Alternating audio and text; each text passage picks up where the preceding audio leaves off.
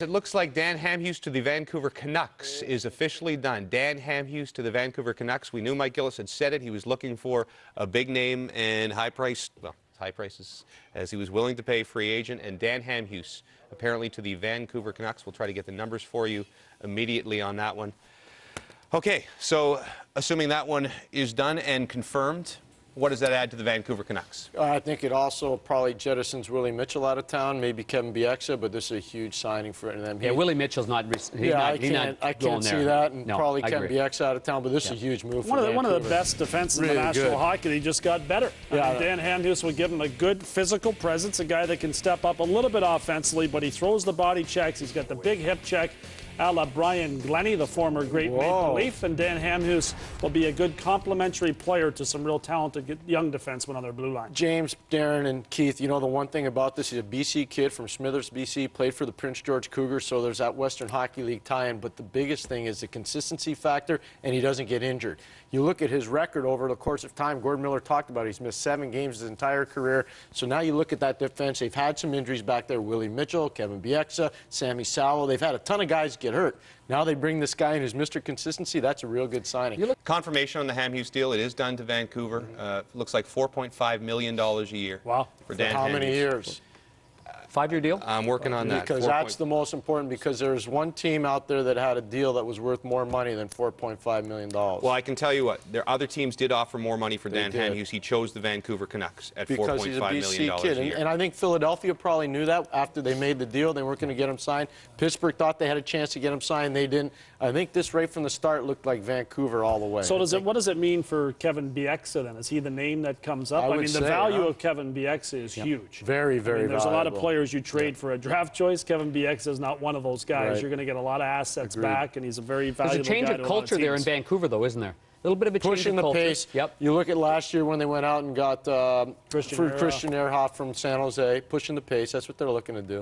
Farhan Lalji, of course, covering the Canucks for us, as he does all the time. I suppose a double piece of good news once this officially gets finalized, the Hamhuis deal. Number one, that they get that defenseman they were looking for. And number two, that he chose Vancouver. Farhan, from all indications we have, that he might have taken a little bit less money to become a member of the Canucks.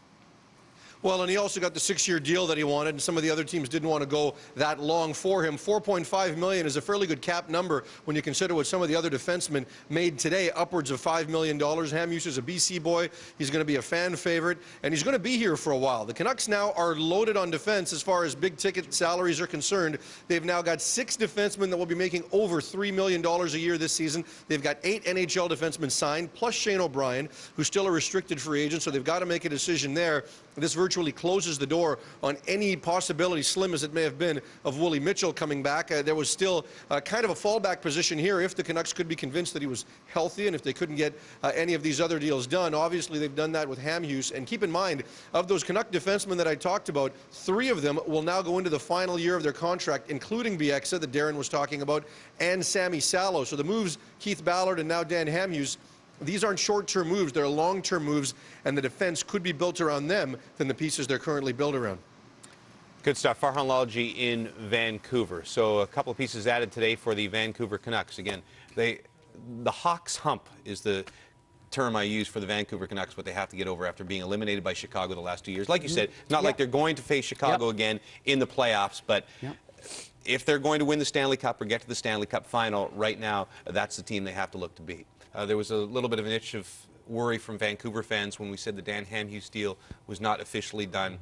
Now, a bunch of teams were desperately trying to get back in. Dan Hamhuis has signed with the Vancouver Canucks at the numbers we talked about, 6 times 4.5, and again, turned down what was in some cases a lot more money to become a member of the Vancouver Canucks. Sorry, go ahead. No, I got no thought. Actually, that's no thoughts on that other part of it. Again, I think that's been well documented and says something about Vancouver, the Hamhuis thing, doesn't it? Like that people now see Vancouver as a championship type team. They have been for a few years, of upside don't there. You think, Darren? They've been a good team. They've been knocking on the door. Top 9 forwards. They've got a real good mix there at that top 9 forward position, and obviously.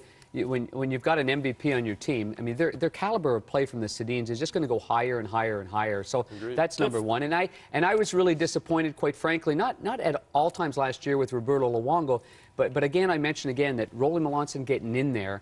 Ian Clark was his goaltending coach. I got nothing about Ian Clark, but it's about a guy being there full-time. Ian Clark wasn't there full-time. And I think Rolly Melanson's work ethic with Roberto Luongo, it's going to be a good mix with Corey More Schneider. of a butterfly teacher, though, isn't he, Rolly Melanson, compared to Ian Clark? And that's what He's a hard, you know what he is, though? likes to play. He's a hard work guy. Look what he did with Yaroslav Halak. Halak just Jose was a Theodore sponge was the for him. MVP of the league because of Rolly A sponge Melanson. for him. You know, you take it in, you work hard, and you're going to get rewarded. If you look at and Roberto Luongo does already work hard, but this is going to be a little bit of a different If you look at the Canucks maintenance. on paper, they are a team to beat. Good team. You look at the depth at forward. You look at Ryan Kessler's influence. You get Alex Burrows healthy again because obviously he wasn't the player Mason during Raymond. the playoffs that they needed. They have Raymond. Look at their top 6 forwards and the number of the guys that had 25 goals or more, and now you improve your defense.